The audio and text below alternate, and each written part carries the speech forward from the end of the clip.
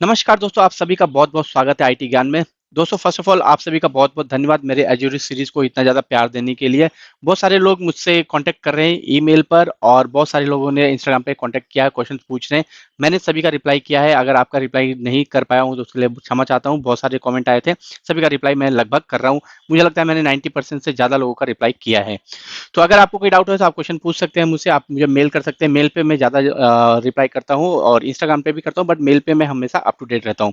तो दोस्तों आज का वीडियो एजोरे से रिलेटेड नहीं है, आज का वीडियो है आउटलुक से रिलेटेड। तो आपने देखा होगा कि माइक्रोसॉफ्ट ने हाल ही में एक नया आउटलुक लॉन्च किया है, उसका नाम है न्यू आउटलुक। तो मैं काफी दिनों से इस न्यू आउटलुक को टेस्ट कर रहा था और मैंने सोचा जब पूरा टेस्टिंग हो जाएगा उसके बाद ही मैं आप लोगों को इसके बारे में कुछ वीडियो बना के जानकारी दूंगा। तो न्यू आउटलुक मेरे को लगा बहुत ही कमाल का फीचर है और इसमें कुछ खामियां भी हैं। खामियां क्या है उनके बारे में भी बात करूंगा, but most of the thing अगर देखा जाए तो बिग कैनवस में देखा तो इसमें ज्यादातर अच्छी चीजें ही हैं। सबसे पहले तो ये बहुत ही फास्ट है। मैं अभी तक करंटली दोनों आउटलुक यूज कर रहा हूँ, नया और पुराना दोनों एक साथ यूज करता हूँ। और जब भी कोई मुझे एक नया मेल आता है तो नया आउटलुक में पहले आ जाता है और उसके कुछ सेकंड्स बाद या कई बार तो मिनट्स बाद होता है पुराने आउटलुक में आता है। तो नया आउटलुक बहुत ही फास्ट है। इसका यूआई भी थोड़ा अलग है। जो बेसिक आप माइक्रोसॉफ्ट एप्लीकेशन देखते हैं जैसे कि वर्ड एक्सेल पीपीटी, उनमें जो यूआई है उससे थोड़ा अलग है। तो अभी हम शुरू से शुरू करेंगे और जानेंगे कि सबसे पहले आपको क्या करना है न्यू आउटलुक के लिए। तो सबसे पहले अगर आप अपने सिस्टम में आउटलुक यूज करते हैं पुराना वाला, जैसे मैंने यहाँ पे खोल रखा है, तो आपको कुछ इस तरह का देखने का मिलेगा। और यहाँ पर आपको एक यहाँ पे ऑप्शन देख सकते हैं, ट्राई द न्यू आउटलुक। यहाँ पे एक टॉगल बटन रहेगा और यहाँ पर आप नया आउटलुक के लिए इसको क्लिक कर सकते हैं। जैसे जब आप फर्स्ट टाइम इसको क्लिक करेंगे तो ये थोड़ा सा टाइम लेगा और नया आउटलुक को आपके सिस्टम में इंस्टॉल करेगा। तो मैंने ऑलरेडी इंस्टॉल कर लिया। तो अगर मैं आपको दिखाऊं, जैसे आप इसको यहाँ करेंगे तो ये आपको डायरेक्टली स्विच करने को कह रहा है, मुझे स्विच करने को कह रहा है। अगर आप पहली बार करेंगे तो आपको पहले डाउनलोड करेगा और डाउनलोड करने के बाद आपको स्विच करने को कहेगा। तो मैं स्विच कर पे क्लिक करता हूँ। तो ये नया आउटलुक पूरी तरह से ओपन हो चुका है। तो इससे पहले मैंने आउटलुक को यूज़ करके पूरा हटा दिया था, उसके बाद शुरू से कर रहा हूँ ताकि आप लोगों को ज़्यादा पता चले। तो यहाँ पर अभी मैं कुछ भी सेटिंग्स यहाँ से इंपोर्ट वगैरह कुछ नहीं करूँगा, सबका सब मैं स्किप कर दूंगा और उसके बाद देखते हैं क्या होता है। तो देखिए नया आउटलुक में जब तक ये लोड होता है मैं कुछ जानकारियाँ दे देता हूँ आपको जो मैंने अभी यूज़ किया है। नया आउटलुक में क्या है कि आप डायरेक्टली कोई भी अकाउंट होता है आप उसे ऐड कर सकते हैं। कहने का मतलब है पहले क्या होता था, अगर आपका एक्सचेंज अकाउंट है, आपने ईमेल डाला, पासवर्ड डाला, आपका कनेक्ट हो जाता था। लेकिन अगर का आई मैप अकाउंट है, पॉप अकाउंट है, तो उसके लिए आपको इनकमिंग सर्वर, आउटगोइंग सर्वर, ये सारी बेसिक डिटेल डालनी पड़ती थी। लेकिन अब ऐसा कुछ भी नहीं है, आप सीधा अपना ईमेल एड्रेस डालिए और उसका जो पासवर्ड है वो डालिए और आपका अकाउंट रेडी हो गया। तो देखिए अभी हम न्यू आउटलुक पे आ गए हैं। तो यहाँ पर अगर आप देखेंगे तो थोड़ा सा यूआई आपको चेंज मिलेगा। तो कहाँ से शुरू करें, यहाँ से शुरू करते हैं। यहाँ पे आपको पता है न्यू आउटलुक तो हम यूज़ कर रहे हैं। उसके बाद यहाँ पर आपको एक ये बटन मिलेगा, यहाँ पे आपको टिप्स वगैरह आते रहते हैं, तो आप इसको देख सकते हैं। जो सबसे यहाँ पे इंपॉर्टेंट है वो है ये गेयर आइकन सेटिंग। यहाँ पे आप क्लिक करेंगे तो सारा काम यहीं पे आपको देखने को मिल जाएगा। पुराने आउटलुक में जब आप यहाँ पे जाते थे तो यहाँ पे आपको फाइल ऑप्शन आता था, फाइल में आप क्लिक करेंगे तो सारे ऑप्शन आते थे। लेकिन यहाँ पे आपको सेटिंग में जाने से आपको सारे ऑप्शन आ जाएंगे। देखिए यहाँ पे मैं आपको जो दिखा रहा था, अगर आपको कोई अकाउंट ऐड करना है तो आपको सिर्फ ऐड अकाउंट पे जाना है और जो भी आपका अकाउंट है यहाँ पर उस अकाउंट का ईमेल एड्रेस यहाँ पे टाइप करना है और उसके बाद आपसे पासवर्ड मांगेगा और पासवर्ड देना है और उसके बाद आपका काम हो जाएगा। ये वो कोई भी अकाउंट हो सकता है, आप यहाँ पे देख सकते हैं आउटलुक का हो सकता है और माइक्रोसॉफ्ट सपोर्टेड जो भी है आपका live.com, outlook.com, इस तरह के अकाउंट। जीमेल भी डाल सकते हैं, याहू, आई मैप, कुछ भी डाल सकते हैं यहाँ पर अकाउंट, और आपको सिर्फ ईमेल एड्रेस और पासवर्ड ही डालना है। अगर आपके पास कोई अकाउंट नहीं है तो नया भी बना सकते हैं, वो दूसरा केस है, उसके बारे में हम बाद में बात करेंगे। तो जैसे आप ईमेल एड्रेस डालेंगे यहाँ पे कंटिन्यू करेंगे, पासवर्ड डालेंगे और आपका अकाउंट ऐड हो जाएगा। जैसे मैंने यहाँ पे अपना एक सेकंड अकाउंट ऐड करके रखा है और आपको यहाँ पे और बाकी चीजें कुछ भी नहीं करना है। बाकी जो सेटिंग्स होती है नॉर्मल, वो ऑटो रिप्लाई आप देख सकते हैं, यहाँ से सेट कर सकते हैं। सिग्नेचर्स आप यहाँ से ऐड कर सकते हैं, मैंने इंपोर्ट नहीं किया इसलिए ये ब्लैंक है।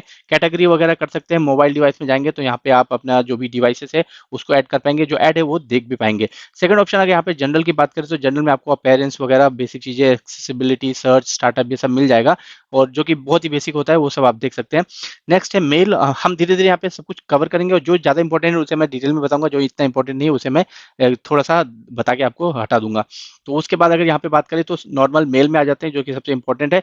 और लेआउट आप यहाँ से सेट कर सकते हैं, जैसा भी आप देखना चाहें वैसा आप अपना लेआउट यहाँ से चेंज कर सकते हैं। ये टोटली आपके ऊपर डिपेंड करता है। तो यहाँ पे आप देख सकते हैं मैसेज की, मेल की हाइट कैसे रखनी है, रीड कैसे करना है, जो भी आपका प्रीव्यू वगैरह होता है सब कुछ आप यहाँ पे सेट कर पाएंगे।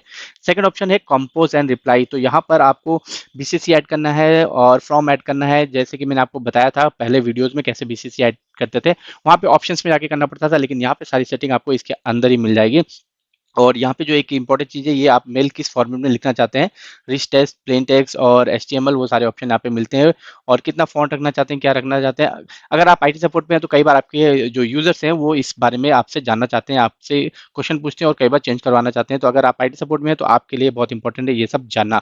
और अगर आप अपना सिस्टम खुद ही मैनेज करते हैं, आपको एंड यूजर है, आप देख रहे हैं इस वीडियो को, तो आपको ये सारी चीज़ें पता होनी चाहिए, आप आराम से यहाँ से इसे चेंज कर पाएंगे। तो ये पॉप आउट के बारे में देख सकते हैं, रिप्लाई कब करना है, रिप्लाई ऑल करना है, ये डिफॉल्ट सेट करा है। यहाँ पे कैसे आप डिफॉल्ट कर सकते हैं, आप ज्यादातर रिप्लाई ऑल करते हैं, रिप्लाई करते हैं, वो आप यहाँ से डिफॉल्ट कर पाएंगे। उसके बाद है सेकंड ऑप्शन अटैचमेंट। अटैचमेंट के लिए यहाँ पे एक बटन दिया गया है कि जब आप कोई अटैचमेंट के बिना मेल भेजते हैं और वहाँ पे अटैचमेंट लिखते हैं तो क्या आपको वार्न करे या ना करे, वो यहाँ से देख सकते हैं।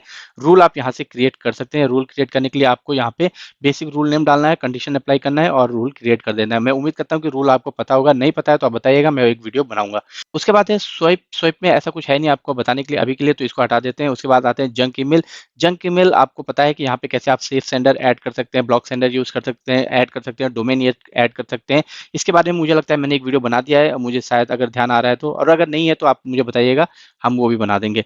कस्टमाइज एक्शन आप यहाँ से कर सकते हैं, ये सारी बेसिक डिटेल है, आप देख सकते हैं किस किस को आपने टिक करना है, किसको नहीं करना है।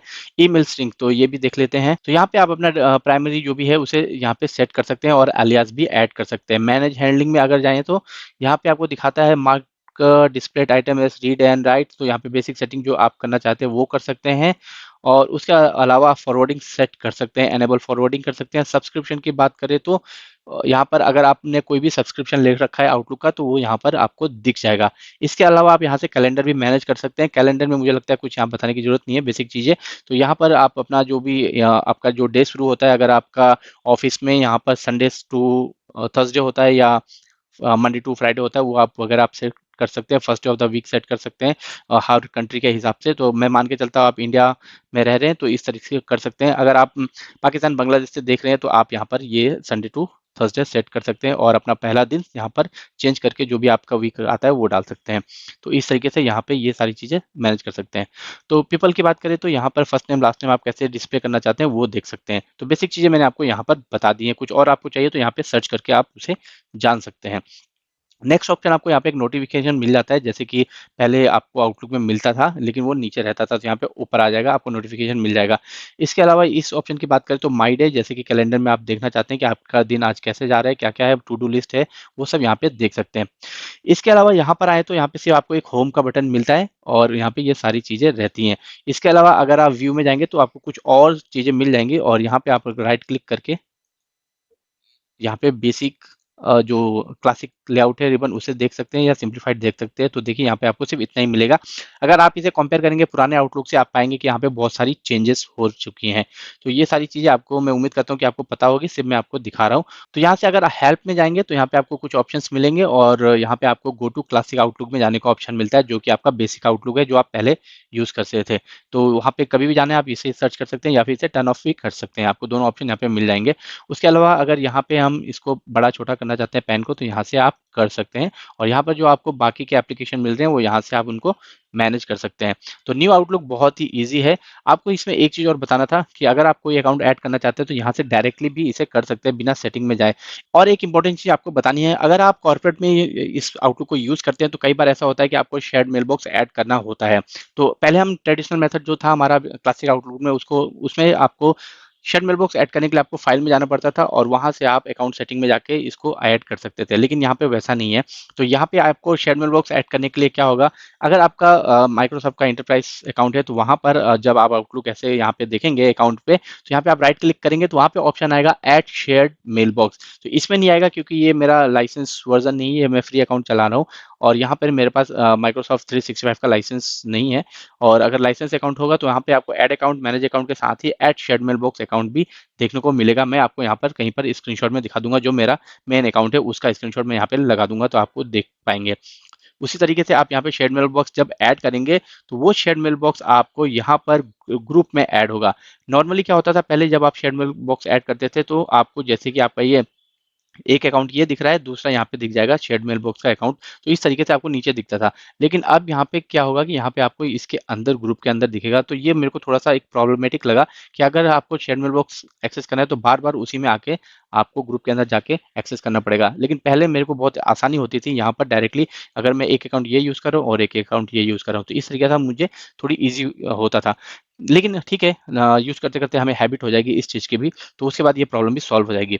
दूसरी एक जो इसमें एक प्रॉब्लम थी, मेन प्रॉब्लम, उसकी भी बात कर लेते हैं। इसमें क्या होता है न्यू आउटलुक में, जब आप कोई अटैचमेंट ओपन करते हैं, खासकर पीडीएफ, पीडीएफ के लिए बहुत इंपॉर्टेंट है। जब आप कोई भी पीडीएफ ओपन करते हैं, अभी मेरे पास यहाँ पे कोई अटैचमेंट पीडीएफ में तो नहीं है, नहीं तो मैं आपको दिखा देता, क्योंकि ये मेरा ट्रायल अकाउंट है जो मैं आप लोगों के लिए वीडियो बनाने के लिए यूज़ करता हूँ। तो बेसिकली होता क्या है, मैं आपको समझा देता हूँ। जब भी आप कोई भी अटैचमेंट यहाँ पे ओपन करते हैं, जैसे कि मैंने आपको यहाँ पे दिखाता हूँ, मैं इसको ओपन किया मैंने, तो ये क्या हुआ, यहाँ पर ये ओपन हो गया।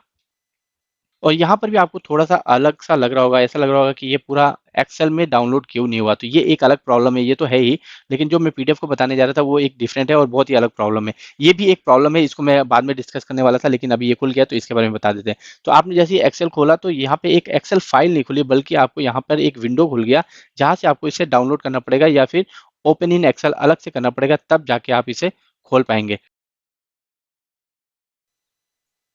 तो मैंने देखिए एक्सेल ओपन कर दिया है, तो यहाँ से एक्सेल ओपन होगा और उसके बाद आप उस पे काम कर पाएँगे। तो 1-2 स्टेप एक्स्ट्रा हो गए, या फिर कई बार ये आपको ओपन नहीं करेगा डायरेक्टली और आपसे कहेगा कि डाउनलोड करने के लिए, तो आप उसको डाउनलोड करने के बाद ओपन कर पाएँगे। यहाँ से आपको डाउनलोड करना पड़ेगा, लेकिन यहाँ पे एक ऑप्शन है, अगर आप सेव टू वन ड्राइव करना चाहते हैं डायरेक्ट, तो वो कर सकते हैं। बट ये मुझे थोड़ा लेंथी और बड़ा प्रोसेस लगता है। पहले क्या होता था, आप डायरेक्टली डबल क्लिक करके उसे ओपन कर सकते थे, वो यहाँ पे नहीं है।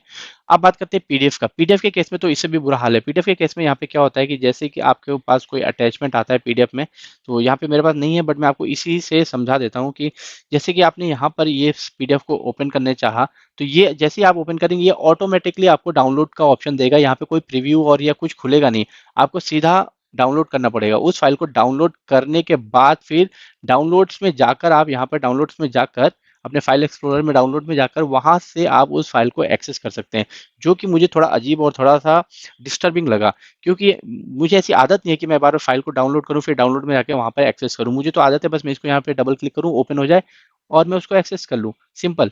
बट ये ऐसा है नहीं।